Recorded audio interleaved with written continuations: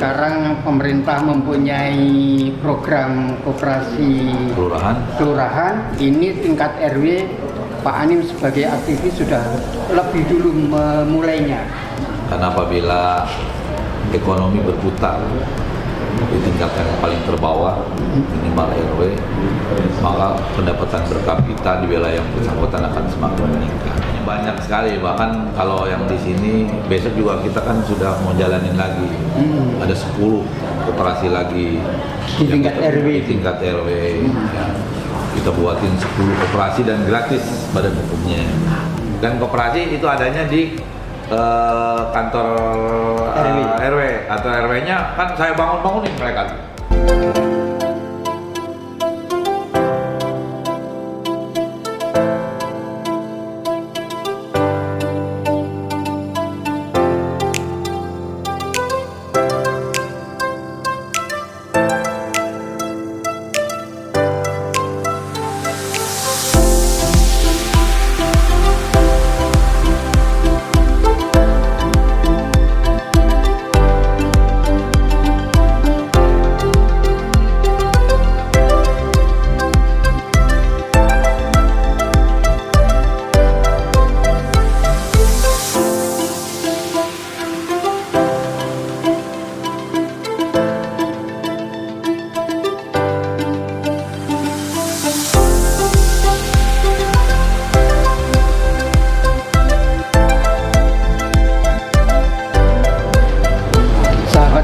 Hari ini UKM OVI mendapat kesempatan menemui sahabat lama yang kami berkenalan mulai tahun 2006 ya. Ya. Pak Anim adalah salah seorang aktivis, mulai masih remaja dulu sudah mengurus organisasi, mulai dari Karang Taruna, lalu sekarang menjadi aktivis koperasi, pernah menjadi ketua Dekopinda, lalu sekarang ini sudah sekian banyak tahun memimpin Kopas Keranggan, Koperasi Pasar Keranggan. Kopas Keranggan adalah salah satu koperasi besar di Jawa Barat, pernah mendapatkan penghargaan begitu banyak dari negara, bukan dari pemerintah ya Pak, dari negara ya, dari negara. Ada Satya Lancana, ada koperasi berprestasi nasional dan sebagainya. Bakti koperasi. Hari ini Kopas Keranggan juga mempunyai gawe, yaitu undian tabungan cempaka. Pak Anim adalah inisiator membentuk koperasi tingkat RW ya Pak? Ya. Tingkat RW. Jadi kalau sekarang pemerintah mempunyai program koperasi kelurahan, ini tingkat RW Pak Anim sebagai aktivis sudah lebih dulu memulainya. Pak Anim, selamat siang. Kita ketemu lagi untuk yang kesekian banyak kalinya. Ya, Pak Mariono. Pak Anim, bisa diceritakan tentang gagasan Pak Anim waktu itu yang membentuk koperasi di tingkat RW Pak? Artinya ini kan mendahului dari program pemerintah koperasi Desa Merah. Ya. Silakan Pak Anim. Baik, terima kasih Pak Mariono. Memang waktu itu kita sudah memulai ya, koperasi itu tumbuh dan berkembang, saya ingin dimulai dari RW. Karena apabila ekonomi berputar di tingkat yang paling terbawah, minimal RW, maka pendapatan per kapita di wilayah yang bersangkutan akan semakin meningkat. Iya. Nah, sehingga ketika saya dijadikan anggota DPRD Kota Bekasi, di samping saya membuat payung hukumnya ya, berupa perda tentang koperasi dan UMKM, itu juga adanya perhatian dan permodalan terhadap koperasi yang baru tumbuh dan berkembang di tingkat RW. Nah, alhamdulillah di sini juga ada Pak Rustandi kan dari Dinas Koperasi. Jadi kita setiap tahun itu sengaja saya membuat pembuatan koperasi gratis setiap RW. Sudah berapa banyak yang didirikan Pak? Saya nggak tahu ya. Kayaknya banyak sekali. Bahkan kalau yang di sini besok juga kita kan sudah mau jalanin lagi. Ada 10 koperasi lagi Di tingkat RW. Di tingkat RW. Ya. Kita buatin 10 koperasi dan gratis badan hukumnya. Kemarin di sini salah satu proyek kita di Perumahan Keranggan Permai ya, di RW 11 dan RW 14.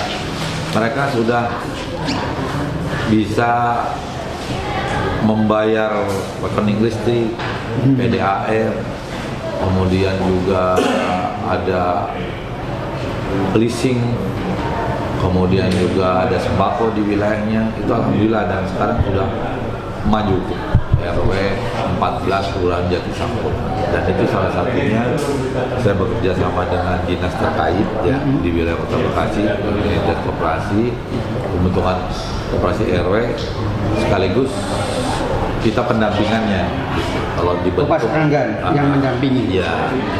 Kalau misalnya kita mau pembentukan pun kita dikumpulkan semua dengan dinas koperasi. Setelah itu badan hukumnya kita gratiskan. Setelah itu kita bagaimana yang namanya prinsip-prinsip koperasi itu kita sampaikan ke mereka dengan badan hukum yang baru, proses koperasi seperti ini, pendirian seperti ini. Alhamdulillah sekarang saya juga nggak ingat koperasi yang sudah kita bentuk itu berapa koperasi itu. Nggak ingat ya Pak? Begitu banyak. Banyak.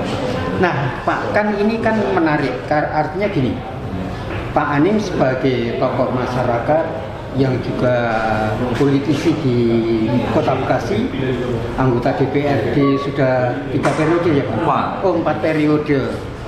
4 periode, mulai remaja ketua Karang Taruna, Dekopinda, 4 periode sebagai anggota DPRD.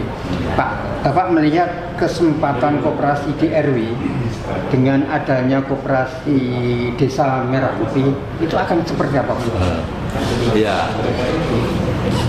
artinya sekarang ada muncul lagi program pemerintah ya, namanya Koperasi Merah Putih. Kalau dulu mungkin ada namanya KUD ya, Koperasi Unit Desa. Nah kemarin juga saya sampaikan waktu ada penelitian pelatihan bahwa koperasi yang sudah dibentuk ini, kalau istilah bahasa Sundanya jangan tukcing, sudah dibentuk cicing. Tapi ini harus bergerak. Dan saya sampaikan jangan seperti koperasi KUD dulu, koperasi unit desa. Saya jadi disingkat koperasi ketua untung duluan. Ketika ada bantuan pemerintah dan lain sebagainya, awalnya komplit, ada pengurus, ada sekretariat dan lain sebagainya. Begitu dikasih bantuan, tinggal hanya papan nama, sehingga ada koperasi yang namanya papan nama. Nah itu jangan sampai seperti itu ketika sekarang dibentuk Koperasi Merah Putih. Programnya harus jelas. Yang pertama saya bilang sumber daya manusianya, mennya itu harus benar-benar paham dan mengerti tentang koperasi, dan itu harus dilatih oleh dinas koperasi yang bersangkutan. Yang kedua saya bilang itu permodalannya, maninya itu harus dibantu dengan pemerintah seperti apa. Jangan kita hanya ngasih tetapi tidak ada pendampingan. Nah, saya bilang kemarin dengan dinas koperasi daerah ya harus ada program pendampingan. Saya bilang udah, nanti saya bantu melalui pokir saya bagaimana program pendampingan terhadap koperasi-koperasi yang sudah didirikan yang baru ini. Gitu. Yang kemudian yang ketiga itu manajemennya harus bagus, ada perencanaan, kemudian ada pelaksanaan, kemudian ada hasil dan ada evaluasi. Harus begitu. Dan yang terakhir saya bilang marketingnya harus jelas. Apa sih yang dilakukan oleh Koperasi Merah Putih itu di tingkat kelurahan atau desa, itu harus jelas pasarnya itu. Nah ketika sekarang korelasinya dengan pembentukan koperasi RW, ya, semestinya koperasi kelurahan itu ketika didirikan bisa membantu ya pendistribusian, baik itu marketing, baik itu permodalan, baik itu manajemennya kepada koperasi-koperasi yang di tingkat bawah seperti koperasi RW. Nah ini harus matching, harus sinergi gitu. Seharusnya seperti itu. Malah sekarang justru kadang-kadang koperasi RW-nya yang maju. Ini sekarang kan Koperasi Merah Putihnya baru muncul gitu kan. Oh, iya. Walaupun tingkatannya lebih tinggi Koperasi Merah Putih, tapi Koperasi RW ini dibentuk kan lebih lama. Nah, ini tinggal nanti korelasinya seperti apa. Nah, ini saya bilang ini PR dari Dinas Koperasi gitu. Kemarin saya ini ada Pak Karman, Pak namanya, harus Ustadi, kemarin juga saya ngomong kepada Dinas Koperasi, ini harus betul-betul matching dan ini tugas dari dinas terkait untuk membina mereka. Pak Anim, menariknya kalau Koperasi Merah Putih itu kan kalau tidak salah untuk pengurusan badan hukum itu saja harus ada berbiaya. Ini Koperasi RW malahan digratisan, bagaimana caranya? Kalau seharusnya Koperasi Merah Putih, Pak Karman kan itu kan harus gratis gurunya. Pak Rustandi gitu kan. Pak Karman mulu gratis kan? Gratis Pak. ya? Gratis. Seharusnya begitu kan, harus gratis. Nah kalau RW kan itu makan mungkin karena saya ini jadi anggota DPRD, terus saya ini darahnya koperasi, itu Pak Rustandi ya. Saya jadi setiap tahun saya ngasih pembiayaan terhadap dinas. Nih saya bilang koperasi dari Kopas Keranggan. Bukan Kopas Keranggan, dari pemerintah. Oh, dari pemerintah. Pokir, pokok-pokok pikiran saya. Oh, pokir. Nih hari ini Pokir itu pokok-pokok pokok-pokok pikiran yang disalurkan melalui DPRD. ini DPRD. Saya titipkan kepada Dinas Koperasi anggarannya untuk dijalankan koperasi RW dan berbadan hukum gratis. Tinggal nanti siapa notarisnya ditunjuklah sama pihak dinas. Yang penting kepada warga gratis. Ini program saya. Evaluasinya Pak, yang karena Bapak cerita dengan saya soal Koperasi RW kan sudah 5-6 tahun yang lalu ya. Iya. Evaluasinya dari Koperasi RW ini seperti apa? Ya, memang inilah yang menjadi kendala kita. Ketika dia mau menangkap dan mau mengikuti instruksi-instruksi kita, banyak yang sudah jalan bagus. Dan saya bilang tadi, operasi ada di RW 10, ada di RW 14, ada di RW 8, kemudian ada di RW mana lagi nih, 11. Dia itu berjalan. Jadi dia ngelayanin masyarakatnya aja di wilayahnya gitu. Entah itu sembakonya, dia sistemnya kan dia jemput bola. Nah, misalnya dia siapin sembako, dianterin kepada warganya. Di samping dia sebagai pelayan, sebagai pelayan sambil nagih untuk keamanan, nagih kebersihan, sekaligus nagih sembako tadi. Nah, itu yang sudah berjalan di Koperasi RW 11 Kelurahan Jadi Sampurna, Kelurahan Permai. Nah, kalau di RW 14 lebih kepada sistem dia. Dia seperti pembayaran melalui misalnya pembayaran IMB, ada PBB, kemudian pembayaran PDAM, listrik, telepon, leasing. Dia lebih kepada apa namanya e-payment, ya e-payment. Jadi lebih pada pelayanan jasa dong ya? Jasa yang 14 gitu, yang 11 itu lebih kepada sembako. Masing-masing di daerahnya kan berbeda-beda. Ini hasil rapat mereka dengan warga. Iya. Pak pengennya begini, Pak RW saya pengennya begini.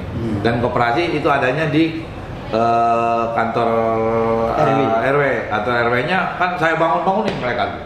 Sudah bangun berapa banyak kantor RW Pak? Waduh, saya kalau di perumahan mungkin di sini aja semua ada 9 nih. Saya bangun 200 juta RW tuh di Jati Asih mungkin lebih dari 30 kali.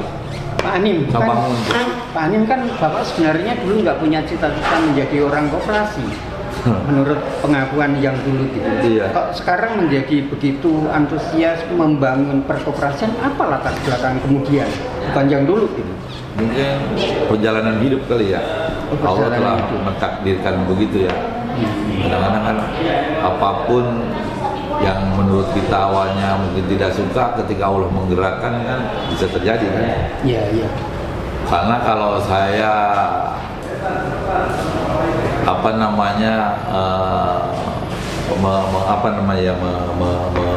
menyelusuri pikiran-pikiran gitu, bahwa ketika saya ada di organisasi, setelah itu saya mendirikan koperasi, setelah saya di koperasi gitu kan. Akhirnya saya dulu orang yang nggak pernah tahu tentang koperasi, tapi saya disuruh orang tua saya urus itu koperasi, kata orang tua saya kan begitu. Dan orang tua saya bilang ngomong berkah 3 kali kan. Terus orang tua saya kan di sini kan dari mana-mana pengen doa orang tua saya. Lah masa anaknya sendiri kagak menurut saya gitu. Nah, di pasar koperasi yang benar-benar orang yang nggak pernah mengerti tentang koperasi, akhirnya saya sarjana disuruh ngurus koperasi, walaupun saya sudah dilamar oleh bank, tapi karena saya bilang doa orang tua itu paling utama, akhirnya saya ngikut ngurus koperasi. Lalu dari hasil pemaksaan Bapak, apa yang Pak Anim sekarang nikmati, Pak? Ternyata doa orang tua itu sampai ke Yaipul Mahfud namanya gitu, ke langit ke-7. Ternyata diridhoi oleh Yang Maha Kuasa. Ketika saya jalankan, itu saya nikmati bahwa ini adalah doa orang Yang Maha Kuasa, doa orang tua. Alhamdulillah. Dari koperasi lah, kan saya dulu orang yang tidak dikenal, mungkin hanya anim doang, tapi ketika saya masuk di koperasi, akhirnya saya menjadi koperasi teladan, bahkan saya ketemu gubernur, wali kota, kemudian presiden, menteri, wakil presiden, itu dari koperasi. Dari situlah kan saya menjadi anggota DPRD juga karena koperasi. Dan itu artinya ketika saya menjadi ini itu dan lain sebagainya, bahkan saya menjadi anggota DPRD, itu tak terlepas dari koperasi, sehingga saya tidak akan pernah melupakan yang namanya koperasi. Tentang apa namanya? Gebyar, ya. Itu dulu gagasannya seperti apa, Pak?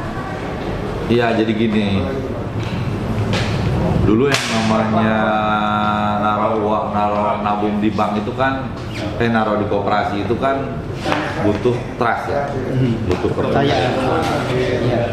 Nah, otomatis orang yang percayanya hanya ke bank. Saya bilang saya harus apa ya yang punya nilai tambah, yang memang bisa dirasakan oleh mereka dan mereka tertarik. Ya. Di samping saya harus bunga yang lebih besar dari bank, saya bilang ini harus ada hadiah yang memang mereka bisa tertarik. Anggap aja ini adalah gebyar dan lebarannya para nasabah penabung saya. Dengan dia lebih fair, kan ngambil sendiri, naruh sendiri. Kalau di bank kan pakai elektronik. Elektronik kan dia nggak tahu juga kan dipencet di mana dan lain sebagainya. Akhirnya hal yang seperti itu kan dipikirkan, ya udah orang-orang yang sono aja yang dapat, kita mau orang kampung nggak dapat. Dan teman-teman penabung itu akhirnya menjadi anggota kan? Anggota semua. Menjadi anggota semua. Ketika saya buat di acara gebyar undian berhadiah, daya tarik mereka semua, kan, saya silakan mereka naruh sendiri, ngambil sendiri, itu lebih fair dan dia tungguin. Dan alhamdulillah ini bisa berjalan terus hampir dari tahun 97 sampai sekarang. Inilah yang dikatakan gebyar undian sekaligus sebagai lebarannya para penabung. Pak Anim, evaluasinya dari gebyar nabung dengan apa namanya untuk menyaingi nasabah untuk masuk ke bank ya, ini kan untuk menyaingi ke sana kan supaya masuk ke koperasi kan. Evaluasinya seperti apa? Iya, artinya kepercayaan pasti naik. Kepercayaan naik. Kemudian dengan adanya hadiah seperti ini, dia yang nggak pernah dapat hadiah, nabung ratusan juta di bank akan dapat hadiah. Kalau di sini kan semakin banyak menabung, dia juga semakin banyak kupon, semakin banyak juga punya potensi dia dapat hadiah. Dan itu bisa diambil sewaktu-waktu kan? Bisa diambil sewaktu-waktu. Bahkan ada satu nasabah yang memang punya ribuan kupon, sampai pulangnya bawa mobil bak bawa hadiah. Oh, jadi bawa mobil untuk membawa Hadiah. hadiah. Dan itu tidak pernah dilakukan dan tidak pernah dialami waktu dia nabung di bank lah.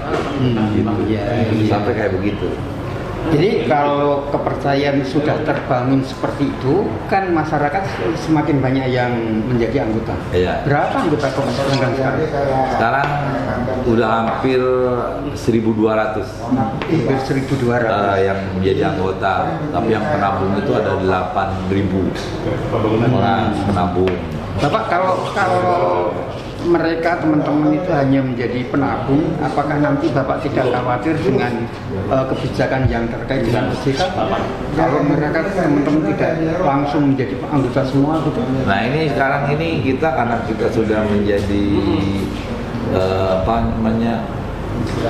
koperasi simpan pinjam, itu dengan otomatis dia dengan sendirinya ketika nabung di sini jadi anggota. Oh langsung ya, langsung dicatat sebagai anggota ya? Ya, kalau dihitung semua ya bisa ya mungkin hampir 9.000 semua. Hampir 9.000. Iya, kita ngambilnya jadi close loop aja, Close loop ya. bukan open loop. Artinya nanti teman-teman penabung akan secara otomatis menjadi Jadi anggota. Pak Anim, terima kasih sekali pertemuan kita yang dimulai tahun 2006 ya. Bapak masih ingat malam, kita dulu begadang malam-malam Pak, jam 2 di rumahnya Pak Anim. Gara-gara pengen menjadi orang PDI Perjuangan yang benar. Pak Anim, terima kasih atas kesempatan kali ini.